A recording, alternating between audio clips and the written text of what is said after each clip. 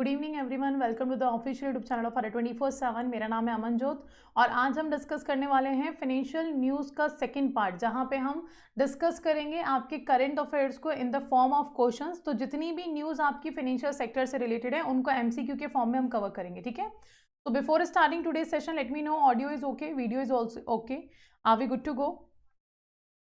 Audio video both are okay, are we good to go? Let me know. तो first of all financial news जनवरी month की हम discuss करने जा रहे हैं, जिसका एक पार्ट हम ऑलरेडी डिस्कस कर चुके हैं, जहां पे हमने एमसीक्यूज डिस्कस किए थे फाइनेंशियल न्यूज़ के।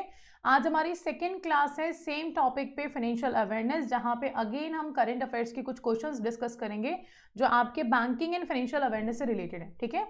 तो before starting session everything is okay? Yes, चलो लेट्स स्टार्ट। तो एमसीक्यू के फॉर्म में करेंगे हम इसको डिस्कस। जितने भी क्वेश्चंस होंगे आपको आंसर करना है। We will discuss the detail also कि इस पर्टिकुलर क्वेश्चन से रिलेटेड और क्या क्या चीजें हमें पढ़नी है, ठीक है। चलिए, तो first question is which small finance bank has appointed mister HR Khan as a non executive independent director. इनमें से कौन सा आपका स्मॉल फाइनेंस बैंक है जिसने HR खान को, मिस्टर HR खान को अपॉइंट किया है as a non executive independent director या फिर एडिशनल डायरेक्टर हम बोलें। सो कौन से बैंक के non independent direct non executive director बने हैं आपके? कौन? Mister HR Khan. Mister HR Khan की हम बात करें तो इनका नाम आपने सुना होगा, ये RBI के डेप्यूटी गवर्नर रह चुके हैं। ये क्या है? एक्स RBI डेप्यूटी गवर्नर, ठीक है। तो आपने इनका नाम सुना होगा बिकॉज ये RBI के डेप्यूटी गवर्नर रह चुके हैं। इसके अलावा इनके नाम पर 2004 में एक कमेटी भी आई थी, जिस कमेटी का नाम था HR खान कमेटी। और इस खान कमेटी ने क्या किया था? सिंपली आपका जो भी सर्वे करवाया था रिलेटेड टू फाइनेंशियल इंक्लूजन का सर्वे करवाया था, जिस रिपोर्ट ने हमें कहा था हमारी कंट्री की ओनली 33% पॉपुलेशन ऐसी है जो बैंक से जुड़ी है। सिर्फ और सिर्फ कितनी? 33% पॉपुलेशन ऐसी थी जो 2004 तक बैंक से जुड़ी हुई थी। उसके बाद वाली, उसके अलावा 67% पॉपुलेशन बैंक से नहीं जुड़ी थी। तो इन्होंने एक तो HR खान कमेटी जो बनाई गई थी, सर्वे किया गया था फाइनेंशियल इंक्लूजन का, और फिर इसी सर्वे के बाद हमारे कौन से अकाउंट्स आए थे? इसी सर्वे के बाद हम लेकर आए थे हमारे नो फ्रिल्स अकाउंट को 2005 में, राइट। तो खान कमेटी बहुत फेमस कमेटी है। मिस्टर HR खान आपके RBI के डिप्टी गवर्नर भी रह चुके हैं। नाउ रिसेंटली किस बैंक ने इनको अपना नॉन एग्जीक्यूटिव इंडिपेंडेंट डायरेक्टर बनाया है? तो आप लोगों का कहना है यूनिटी स्मॉल फाइनेंस बैंक ने। अच्छा, यूनिटी स्मॉल फाइनेंस बैंक, इससे पहले वाला फाइनेंशियल अवेयरनेस का जो पार्ट 1 क्लास 1 हमने स्टार्ट किया था, वहां पे मैंने यूनिटी स्मॉल फाइनेंस बैंक की डिटेल्स आपको बताई थी। और यूनिटी स्मॉल फाइनेंस बैंक में मैंने आपको बताया था आपके एक्स CAG जो है मिस्टर विनोद राय, उनको बनाया गया है चेयरमैन, ठीक है। तो यूनिटी बैंक का अगर होता तो उसी दिन हम इस न्यूज़ को डिस्कस कर चुके होते। तो यहाँ पे हम अंदाजा लगा सकते हैं यूनिटी बैंक तो नहीं, क्योंकि जब वहाँ पे चेयरमैन डिस्कस किए तो नॉन एग्जीक्यूटिव इंडिपेंडेंट डायरेक्टर भी हम डिस्कस कर लेते। तो आपका करेक्ट आंसर जो है वो है B, AU small finance bank, ठीक है। Correct is your AU small finance bank. 1 second, कौन सा बैंक है आपका? AU स्मॉल फाइनेंस बैंक है आपका करेक्ट आंसर, ठीक है। तो फर्स्ट का आंसर है आपका B, AU small finance bank. AU small finance bank ने इनको अपॉइंट किया है as a non executive independent director. यहाँ पे और रिलेटेड इंफॉर्मेशन अगर AU स्मॉल फाइनेंस बैंक की हम बात करें तो ये इंडिया का, it is India's largest small finance bank. हमारी कंट्री का लार्जेस्ट स्मॉल फाइनेंस बैंक कौन सा है आपका? AU small finance bank. Next अगर हम MD एंड CEO की बात करें तो इस बैंक के MD एंड CEO है हमारे मिस्टर संजय अग्रवाल, मिस्टर संजय अग्रवाल, ठीक है। तो remember AU small finance bank है जिसने इनको अपॉइंट किया है अपना नॉन एग्जीक्यूटिव इंडिपेंडेंट डायरेक्टर। किसको किया है? मिस्टर HR खान को किया है। ये RBI के एक्स डेप्यूटी गवर्नर भी रह चुके हैं। कितने डेप्यूटी गवर्नर्स होते हैं रिजर्व बैंक ऑफ इंडिया में? Everybody do participate in the quiz, है ना। क्विज में पार्टिसिपेट करें, आंसर करें, सही है गलत है वो बात की बात है, but stay active in the session. चलिए, तो हम बात कर रहे हैं कि आपके डेप्यूटी गवर्नर्स कितने होते हैं रिजर्व बैंक ऑफ इंडिया में? जल्दी से बताइए, मैक्सिमम डेप्यूटी गवर्नर्स कितने हो सकते हैं? Maximum deputy governors can be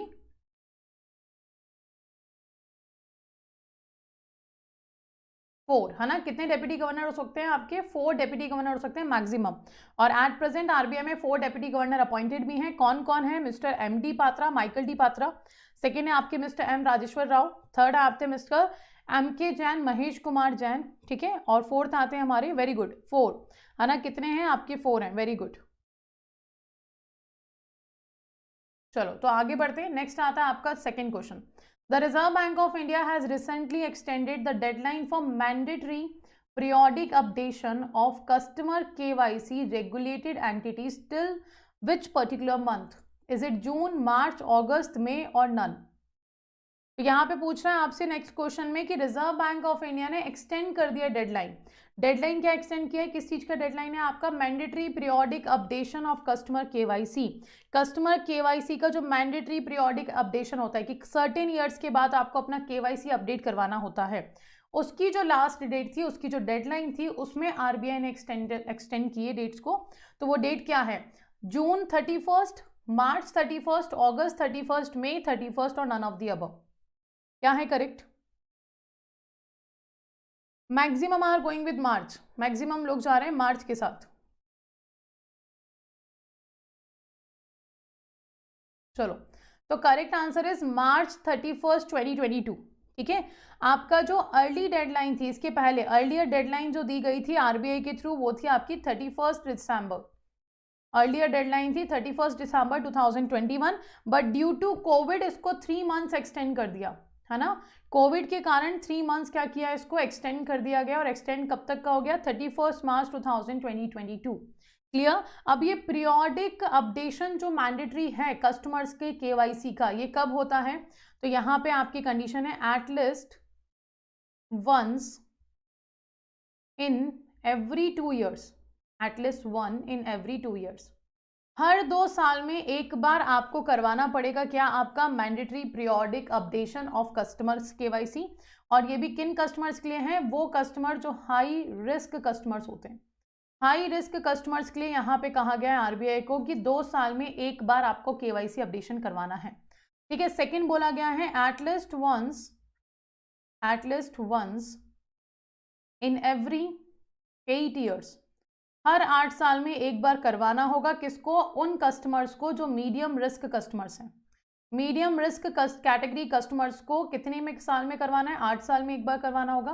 और थर्ड अगर हम बात करें, at least once in every 10 years, 10 साल में एक बार करवाना होगा। किसको? जो आपके लो रिस्क कस्टमर्स हैं। तो ये पीरियोडिक ड्यूरेशन क्या है ये भी याद रखना। इसी का एक्सटेंड डेट आरबीआई ने 3 महीने से बढ़ा दिया है ड्यू टू पैंडेमिक। किसके कारण बढ़ाया है? पैंडेमिक के कारण बढ़ाया है। 31 मार्च 2022 कर दिया, जो कि 31 दिसंबर 2021 था। तो ये सारी डिटेल्स याद रखनी है। अब जरूरी नहीं है कि आपसे जब क्वेश्चन पूछा जाएगा तो डेडलाइन ही पूछा जाएगा, न्यू डेडलाइन क्या है। आरबीआई पुरानी डेडलाइन भी पूछ सकता है ना, मतलब बैंक ऑफ महाराष्ट्र में पुरानी डेडलाइन भी पूछी जा सकती है आपसे। हाई रिस्क कस्टमर की कंडीशन क्या है, मीडियम रिस्क कस्टमर की कंडीशन क्या है, या लो रिस्क कस्टमर की कंडीशन क्या है, ये भी पूछा जा सकता है। तो remember all the details which is related to this particular question. ठीक है, चलिए आगे बढ़ते। Next, in order to protect card holders data with the help of card tokenization, SBI card has recently partner with which company? तो आपके जो customers हैं, आपके कार्ड होल्डर्स जो हैं, है ना, उन कार्ड होल्डर्स के डिटेल्स को सिक्योर करना, उनके कार्ड्स को सिक्योर करना, उनको प्रोटेक्ट करना कार्ड होल्डर्स को, इसके लिए स्टेट बैंक ऑफ इंडिया ने किस कंपनी के साथ पार्टनर किया है, पार्टनरशिप करी है फॉर द कार्ड टोकेनाइजेशन? बताइए, is it free charge, phone पे, पेपल, पेटीएम और नन ऑफ द अबव? क्या है correct? Which of the following is correct option? किसके साथ स्टेट बैंक ऑफ इंडिया ने पार्टनरशिप करी है फॉर कार्ड टोकेनाइजेशन? अब ये करता क्या है, यहाँ पे हम ये भी डिस्कस करते हैं। फर्स्ट ऑफ ऑल आपका हुआ किसके साथ है पार्टनरशिप, ये आप लोग बताओ। कार्ड टोकेनाइजेशन क्या है मैं बताती हूँ। टोकेनाइजेशन की जब हम बात करते हैं, it refers to the marking the original card number by replacing it with the set of unique we can say characters. आपका जो कार्ड नंबर है उसको यूनिक कैरेक्टर्स के साथ रिप्लेस किया जाता है, ताकि आपका क्या ना हो, कस्टमर्स की कार्ड की डिटेल्स जो ट्रांजेक्शन्स में यूज की गई हैं उसको फर्दर यूज ना किया जा सके। तो सिक्योर करने के लिए आपके ट्रांजेक्शन को ये किया गया है। ठीक है, तो टोकेनाइजेशन मतलब क्या होगा? ओके, फोन पे, पेटीएम आप लोग आंसर करो। ठीक है, देखते हैं क्या सही है। तो tokenization refers to marking the original card number by replacing it with a set of unique characters which are termed as token. और वो जो यूनिक कैरेक्टर्स हैं उनको टोकन से टर्म किया गया है। ठीक है, इसलिए कार्ड टोकेनाइजेशन हम बोल रहे हैं। चलो वेरी गुड। तो the correct answer is Paytm. किसके साथ किया है पार्टनरशिप? पेटीएम के साथ किया है। फोन पे नहीं है, पेटीएम है। ठीक है, करेक्ट इज योर पेटीएम। चलो यहाँ पे एक और चीज आरबी स्टेट बैंक ऑफ इंडिया ने कही, किसने कहा है, एसबीआई कार्ड्स और पेटीएम के बीच में हुआ है ये पर्टिकुलर ट्रांजेक्शन, है ना। किसके साथ पार्टनरशिप किया एसबीआई कार्ड ने, आपके पेटीएम के साथ। एसबीआई कार्ड क्या है, स्टेट बैंक ऑफ इंडिया की सब्सिडरी है जो क्रेडिट कार्ड इशू करता है, ठीक है। अब देखो यहाँ पे ये चीज कहा गया है कि ये कार्ड टोकेनाइजेशन जो है, card tokenization facility, card tokenization facility is available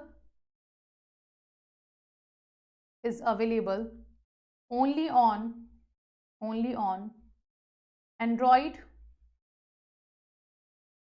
NFC devices, Android NFC devices। तो Android NFC डिवाइसेस जितने हैं सिर्फ और सिर्फ उन्हीं पे ये फैसिलिटी दी गई है और किसी पे नहीं है। अब व्हाट इज NFC? NFC आपको पता होगा, near field communication. NFC stand for your near field communication, ठीक है। तो एंड्रॉइड जिनमें नियर फील्ड कम्युनिकेशन की सर्विस अवेलेबल है, उन डिवाइसेस के थ्रू कार्ड टोकेनाइजेशन करवाया जा सकता है। किसने पार्टनर किया है, एसबीआई कार्ड ने पार्टनर किया है विद योर पेटीएम, ठीक है। चलिए आगे बढ़ते हैं। Now next question, state bank of India is going to acquire up to dash stake in India International Clearing Corporation, that is IFSC limited, subject to maximize the investment of ₹34 crore. अब दोनों चीजें याद रखनी है। फर्स्ट आपको याद रखना है कितना परसेंट स्टेक लेने वाला है आरबीआई, कितना परसेंट स्टेक आरबीआई एक्वायर करने वाला है। Second, you have to remember the amount also कि 34 करोड़ अराउंड आपका अमाउंट है जो maximum investment state bank of India कर रहा है IFSC में, ठीक है। नाउ बताओ कितना परसेंट स्टेक ले रहा है, 7.95, 4.95, 8.95, 9.95, कितना परसेंट स्टेक जो है स्टेट बैंक ऑफ इंडिया इस particular India International Clearing corporation का लेने वाला है। C एंड D, दो ऑप्शंस आ रहे हैं, C एंड D।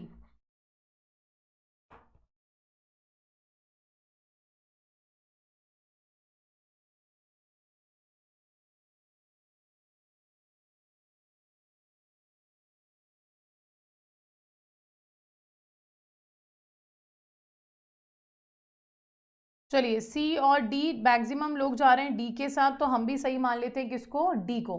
9.95 बिल्कुल सही, 9.95 आपका करेक्ट है। तो 9.95% स्टेक जो है वो state bank of India acquire कर रहा है, किसका, इंडिया इंटरनेशनल क्लियरिंग कॉर्पोरेशन का। नाउ ये IFSC जो है ये बेस्ड क्लियरिंग कॉर्पोरेशन, ये क्या है आपका, gift IFSC based clearing corporation है, बेस्ड क्लियरिंग कॉर्पोरेशन है, ठीक है, जिसके स्टेक एक्वायर कर रहा है कौन, स्टेट बैंक ऑफ इंडिया। अब क्लियरिंग कॉर्पोरेशन जो है ये गिफ्ट सिटी बेस्ड है, ये कहाँ पे बेस्ड है आपका, गिफ्ट सिटी में बेस्ड है। गिफ्ट सिटी आपने सुना ही है, this is T, gift city, है ना। गिफ्ट सिटी बेस्ड ये क्या है आपका, market infrastructure, market infrastructure institution, market infrastructure institution है आपका MII, जो कि कहाँ पे है, गिफ्ट सिटी में बेस्ड है, गुजरात में, ठीक है। नेक्स्ट थिंग, ये IFSC क्या है आपका, इंटरनेशनल फाइनेंशियल सर्विस सेंटर है। तो गिफ्ट IFSC सेंटर जो है आपका गुजरात गांधीनगर में, वहीं पे बेस्ड आपका एक क्लियरिंग कॉर्पोरेशन है जिसमें state bank of India 9.95% stake लेने वाला है, ठीक है। नेक्स्ट थिंग, ये जो आपका इन्वेस्टमेंट हो रहा है, this investment is strategic investment, ये इन्वेस्टमेंट क्या है आपका, स्ट्रैटेजिक इन्वेस्टमेंट है, बिल्कुल सही, गांधीनगर गुजरात में है ना। ये स्ट्रैटेजिक इन्वेस्टमेंट है which aimed at strengthening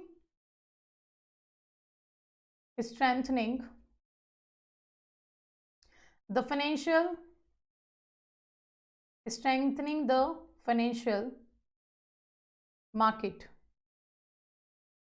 market infrastructure, ठीक है।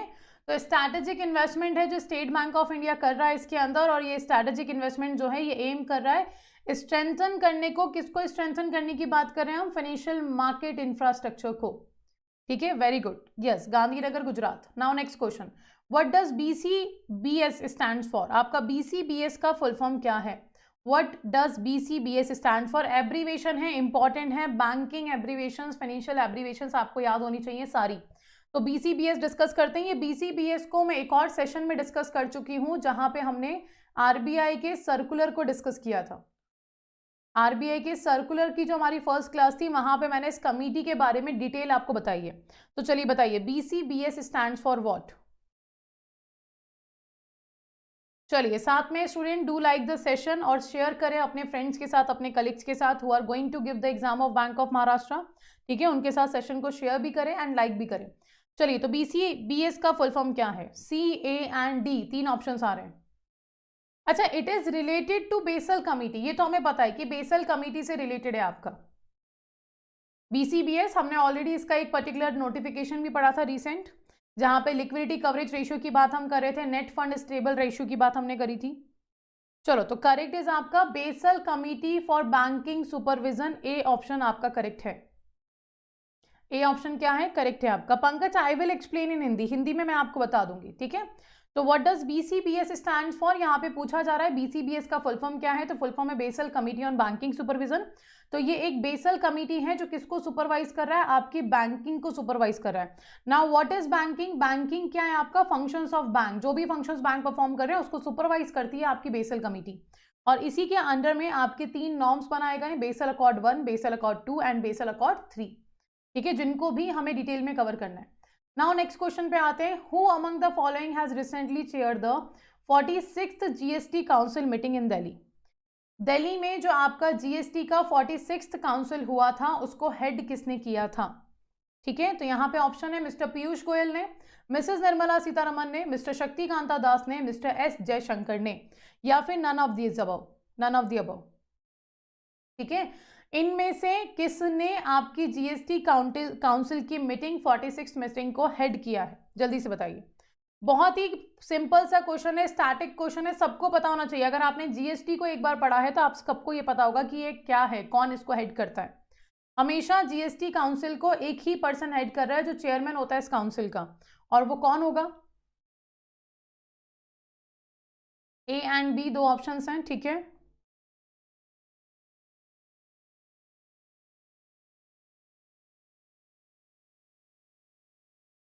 What about rest? No, it's finance minister Mrs Nirmala Sitharaman. आपकी GST काउंसिल की चेयरमैन कौन है? हमेशा फाइनेंस मिनिस्टर रहेंगे। एक्स ऑफिसर पोस्ट है, थोड़ी देर पहले मैंने आपको बताया था एक्स ऑफिसर पोस्ट का मतलब क्या होता है।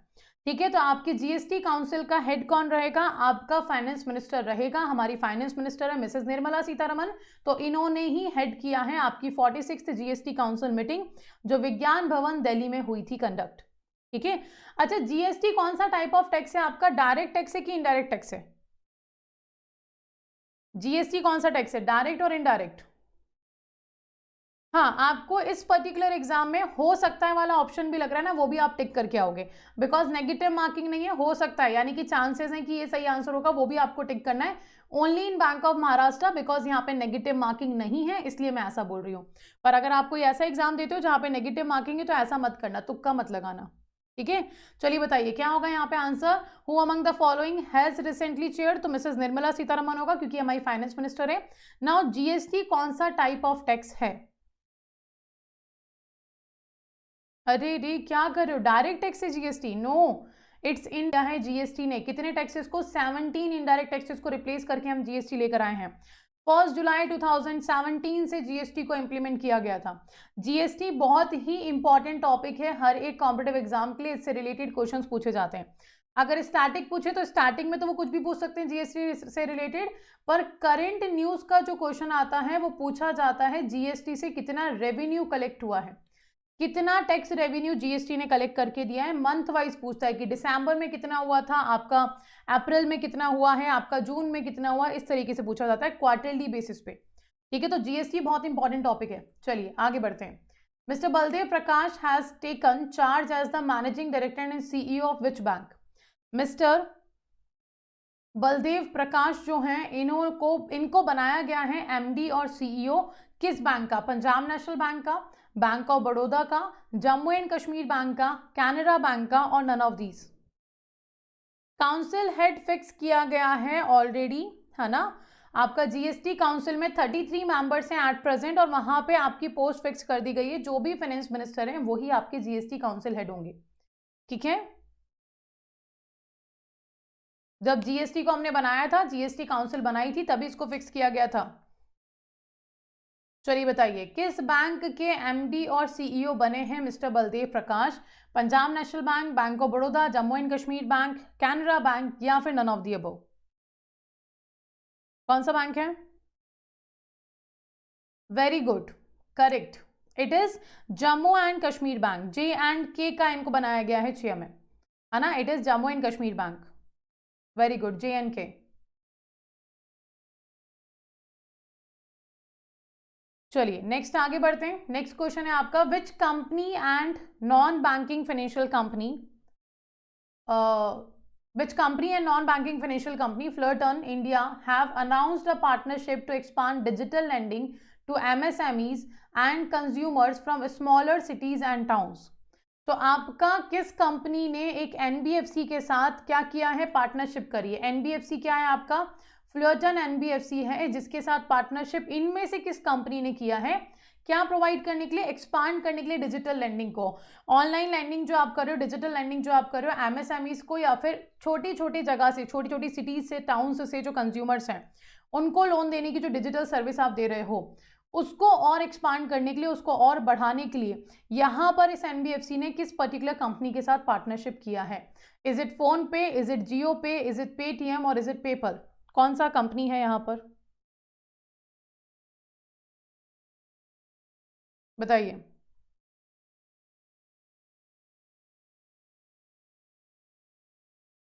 फोन पे एंड पेटीएम, दो ऑप्शंस आ रहे हैं हमारे पास। ठीक है, व्हाट अबाउट रेस्ट? बाकी लोग बताओ।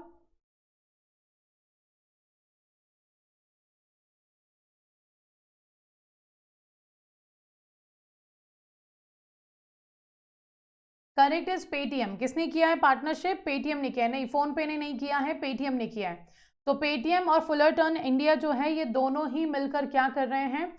डिजिटल लैंडिंग जो एमएसएमईज को दी जा रही है, कंज्यूमर्स को दी जा रही है फ्रॉम द स्मॉलर सिटीज और टाउन्स, उसको एक्सपांड कर रहे हैं, उसको बढ़ा रहे हैं। ठीक है, now what does MSME stands for? क्या होता है एमएसएमई?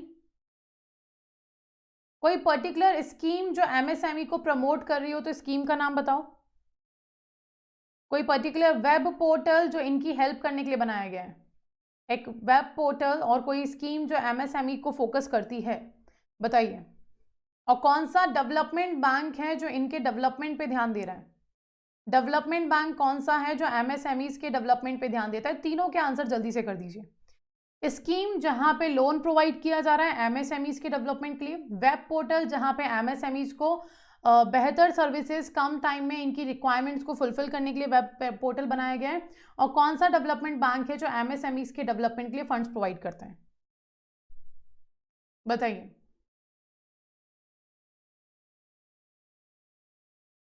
क्या होगा करेक्ट? इन तीनों के आंसर बता दीजिए जल्दी से।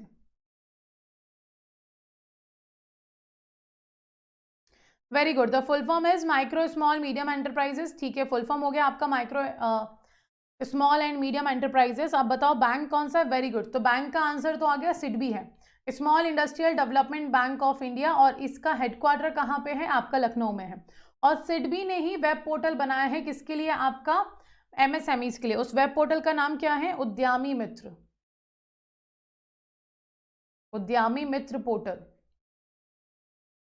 ठीक है, ये पोर्टल क्या करता है? सिंपली एमएसएमईज की जो रिक्वायरमेंट है, चाहे वो मॉनेटरी रिक्वायरमेंट हो चाहे वो नॉन मॉनेटरी रिक्वायरमेंट्स हो, उनको फुलफिल करता है।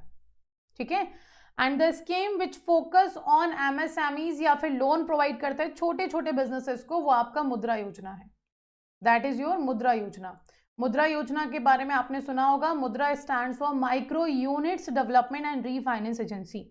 ठीक है, मुद्रा का फुल फॉर्म याद रखना, माइक्रो यूनिट्स। बहुत सारी जगह हम यूनिट बोल देते हैं, it's not single unit, it's units, micro units, है ना?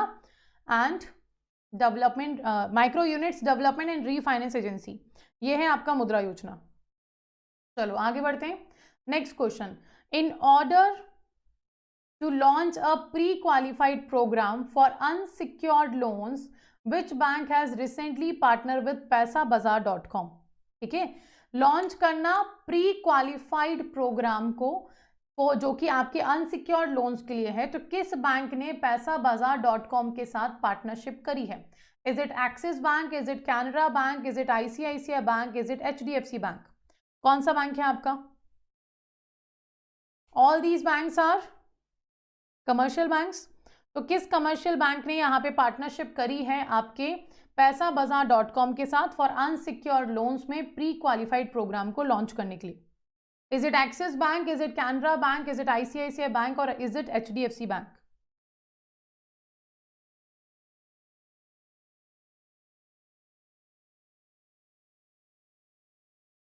आईसीआईसीआई और एक्सिस बैंक और एचडीएफसी, तीन ऑप्शंस आ गए। Correct is your Axis Bank. किसके साथ किया है? एक्सिस बैंक के साथ किया है। It's not HDFC, it's not ICICI bank, axis bank के साथ किया है। तो पैसाबाजार.com और एक्सिस बैंक दोनों ने पार्टनरशिप करी है किसके लिए? आपके अनसिक्योर्ड लोन्स के लिए प्री क्वालिफाइड प्रोग्राम को लॉन्च करने के लिए। ठीक है, करेक्ट ऑप्शन इज योर ए, जो कि आपका क्या है? Axis bank. ठीक है, that is a private sector bank. चलिए आगे बढ़ते हैं। Now which of the following bank launch green fixed deposits, green FDs, where the deposit proceed will be used to finance the projects and firms supporting the United Nations Sustainable Development Goals? तो कौन सा bank है जिसने आपका launch किया है green fixed deposits को?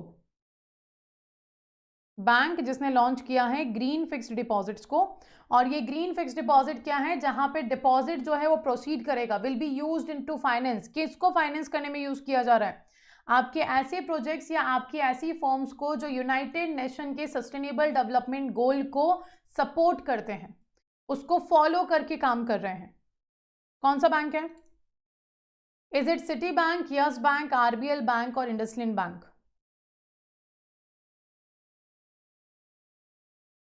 बताइए कौन सा बैंक है यहां पर? Very good, correct is D. किस बैंक ने किया है आपका? इंडसइंड बैंक ने किया है। Correct is your D, very good.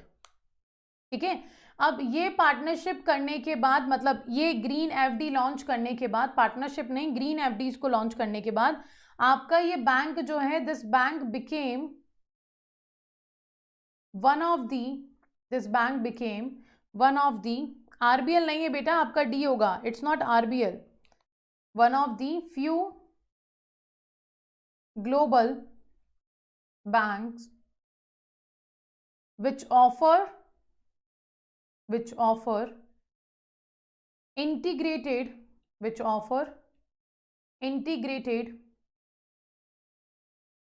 SDG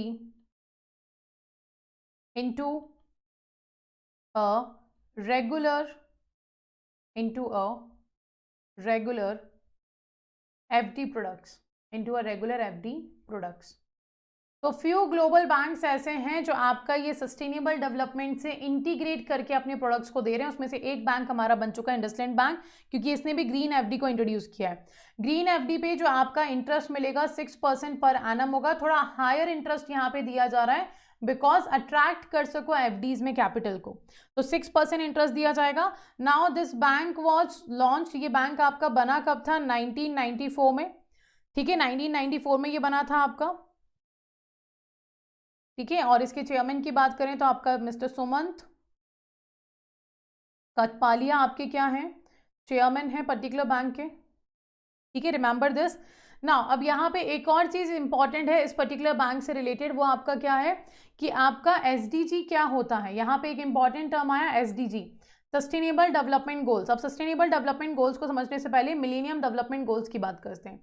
MDG और एसडीजी दो आपके गोल्स हैं, ये यूनाइटेड नेशन जनरल असेंबली ने दिए थे। तो आपका एमडीजी जो था ये 2000 से स्टार्ट किया गया था और 2015 तक अचीव करने को कहा गया था, जहां पे 8 गोल्स लिए गए थे ना। एसडीजी को 2015 में स्टार्ट किया गया और 2030 तक इसको अचीव करने की बात की गई है।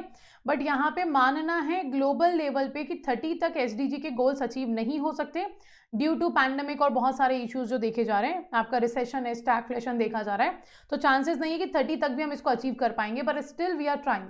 तो एसडीजी में यहाँ पे 17 गोल्स दिए गए। आपका सस्टेनेबल डेवलपमेंट क्या होता है? जब हम बात करते हैं ना सस्टेनेबल डेवलपमेंट की, what does sustainable development means? हम लोग जानते हैं कि हर एक कंट्री अपने आप को डेवलप करने के लिए क्या कर रही है, मैक्सिमम रिसोर्सेज को यूज कर रही है, रिसोर्सेज को यूज करके अपनी नीड्स को फुलफिल करती जा रही है। Because we all know there are limited resources but there are unlimited needs and wants. तो अपनी नीड्स एंड वांट्स को फुलफिल करने के लिए आप बहुत सारे रिसोर्सेज, जितने अवेलेबल रिसोर्सेज है सबको यूज करते जा रहे हो। तो यहाँ पे सस्टेनेबल डेवलपमेंट का कॉन्सेप्ट हम लेकर आए कि इसी तरीके से अगर आप रिसोर्सेज यूज करते जाओगे तो आने वाली फ्यूचर जनरेशन के लिए क्या बचेगा, वो सर्वाइव कैसे करेंगे, वो अपनी नीड्स को कैसे फुलफिल करेंगे। तो यहीं से बस आपका सस्टेनेबल गोल्स आ गए हैं सामने, जहां पे ये कहा गया कि आपको अपनी ग्रोथ करनी है। You can use your resources, आप अपनी ग्रोथ कर सकते हो, आप अपनी नीड को पूरा कर सकते हो। जैसे कि गांधी जी ने भी एक चीज कही थी यहाँ पर, जो सस्टेनेबल गोल से जुड़ी हुई है। ये बात कही थी गांधी जी ने कि आपकी जरूरत के अकॉर्डिंग आपके पास सफिशिएंट रिसोर्सेज है इस धरती पर, बट आपकी ग्रीड जो है, आपकी लालच जो है, उसको कभी पूरा नहीं किया जा सकता। तो सस्टेनेबल डेवलपमेंट में यही कहा गया, focus on economic growth but also remember that the future generation do not have to compromise their needs and wants, है ना। आप इकोनॉमिक ग्रोथ करो, आप रिसोर्सेज को यूटिलाइज करो, do use resources as per your needs, but focus on the one thing that the future generation do not have to compromise with their needs and wants। तो आप अपने resources को use करो, जितनी जरूरत है उतने रिसोर्सेज को यूज करो, पर ये चीज ध्यान में रखिए रिसोर्स को यूज करो कि फ्यूचर जनरेशन को किसी भी तरीके से कॉम्प्रोमाइज ना करना पड़े अपनी नीड को फुलफिल करने के लिए। तो ऐसे कुछ 17 गोल्स दिए गए हैं जिसको फोकस करना है under the sustainable development goals, और ये किसने दिए हैं, यूनाइटेड नेशन जनरल असेंबली ने दिए। ठीक है, तो इसका ग्रीन एफडी बहुत ही अच्छा इनिशिएटिव है जो इस बैंक के थ्रू लिया गया है, that is green FD. Interest high दिया जा रहा है ताकि ज्यादा से ज्यादा कस्टमर्स को इस पर्टिकुलर एफडी से जोड़ा जा सके। ठीक है, क्लियर। चलिए, तो ये सारे क्वेश्चंस थे हमारे related to bank of Maharashtra financial awareness news, वो भी मंथ ऑफ जनवरी। तो जनवरी मंथ के 2 सेशंस हम कर चुके हैं जहां पे हमने फाइनेंशियल न्यूज को डिस्कस किया है। ठीक है, and we have also discuss आपका जनवरी मंथ का सर्कुलर्स। जनवरी मंथ के सर्कुलर्स को भी हम 2 बार डिस्कस कर चुके हैं, 2 सेशंस हम यहाँ पे ले चुके हैं, 2 सेशंस हम यहाँ पे ले चुके हैं। द थर्ड सेशन और RBI circular for the month of January हमारा कल होने वाला है, यानी कि 19 फरवरी को एट द सेम टाइम। तो 7:30 पे आपका रेगुलर सेशन होता है मंडे टू सैटरडे, सिर्फ और सिर्फ आज के लिए इसका टाइम चेंज हुआ है। 7:30 पे डेली हम डिस्कस कर रहे हैं आपके प्रोफेशनल नॉलेज सब्जेक्ट को बैंक ऑफ महाराष्ट्र का। ठीक है, तो do join this session from Monday to Saturday every day. अगर कोई टाइमिंग में चेंजेस होते हैं तो आपको इन्फॉर्म कर दिया जाएगा ऑन द टेलीग्राम। ठीक है, now one more thing, those students who are planning to enroll in a certain batch, तो आपको एक इन्फॉर्मेशन यहाँ पे मैं दे देती हूँ। बैंक ऑफ महाराष्ट्र का डेडिकेटेड बैच जो है वो स्टार्ट हो चुका है ऑन द ADDA 24/7 स्टोर पे फ्रॉम 15 फरवरी। ठीक है, आपको जाना है कंपनी की वेबसाइट पे, ADDA 24/7 वेबसाइट पे जब आप जाओगे तो आपको बैंक ऑफ महाराष्ट्र का टैब मिलेगा। आप जब इस टैब में जाओगे तो आपको बैच के साथ साथ टेस्ट सीरीज में मिलेंगी। अगर आप ऑलरेडी प्रिपेयर कर चुके हो, सेशन आपके सारी टॉपिक्स क्लियर हैं, so it will be better कि आप किसके साथ जा रहे हो, टेस्ट सीरीज के साथ, just to brush up your concepts, और ये जानने के लिए कि हमने जो साल भर में पढ़ा है वो कितना हम क्या कर पा रहे हैं, इंप्लीमेंट कर पा रहे हैं इन द मॉक टेस्ट। तो आप टेस्ट सीरीज पे को भी ऑप्ट कर सकते हो, या फिर आप जो 15 फैब से बैच स्टार्ट हुआ है उसको भी ऑप्ट कर सकते हो। इस बैचेज में आपको रिकॉर्डेड सेशंस भी मिलेंगे। रिकॉर्डेड सेशंस के साथ साथ हम बात करें तो लाइव क्लासेस भी आपकी रहेंगी। In case because of job अगर आप कोई लाइव क्लास मिस कर देते हैं तो आफ्टर 2 और 3 आवर्स उसकी रिकॉर्डेड क्लासेस मिल जाएंगी। आपको पीडीएफ अवेलेबल होंगे। इस बैच में आपके चारों सब्जेक्ट्स को कवर किया जा रहा है, मैथ्स, रीजनिंग, इंग्लिश और प्रोफेशनल नॉलेज को। ठीक है, एंड टाइमिंग आप लोगों के अकॉर्डिंग अर्ली मॉर्निंग और लेट इवनिंग का हम रख रहे हैं। So this is a particular batch जो स्टोर पे जाके आप एनरोल कर सकते हो। जब आप एनरोल करोगे आपको अपनी ऑफिशियल आईडी यहाँ पर डालनी होगी जो भी आप यूज कर रहे हैं, then you can use a code Y343। जब आप इस कोड को यूज करेंगे तो you will get a 77% discount. अगर आपको एडिशनल 1% डिस्काउंट चाहिए तो आप इस पर्टिकुलर बैच को अड्डा एप्लीकेशन से परचेस करें। ADDA 24/7 की एप्लीकेशन से अगर आप इस पर्टिकुलर बैच को परचेस करते हैं तो एडिशनल 1% डिस्काउंट आपको यहाँ पर मिलेगा। नेक्स्ट थिंग, इस ADDA 24/7 एप्लीकेशन पे आपको क्या करना है, जो आपके क्विज हैं टॉपिक बेस्ड, उन क्विजेस को आपको रेगुलर बेसिस पे सॉल्व करना है सो दैट आपका टाइम प्रैक्टिस हो सके। एज यू नो आपके 15 मिनट्स में you have to cover 20 questions. 15 minutes में 20 क्वेश्चंस करने, क्वांट, रीजनिंग, इंग्लिश, तीनों ही सब्जेक्ट्स में। तो इट इज़ ऑब्वियस कि आपका प्रैक्टिस बहुत मैटर करेगा ये करने के लिए। तो इस एप्लीकेशन को अगर आपने डाउनलोड नहीं किया है तो डाउनलोड कर लें and start giving quiz from this particular application. ठीक है, तो that is all about today's session जहां पे हमने फाइनेंशियल अवेयरनेस न्यूज़ को डिस्कस किया रिलेटेड टू आपका जनवरी मंथ। ओके, चलिए, so thank you all for joining the session and stay safe.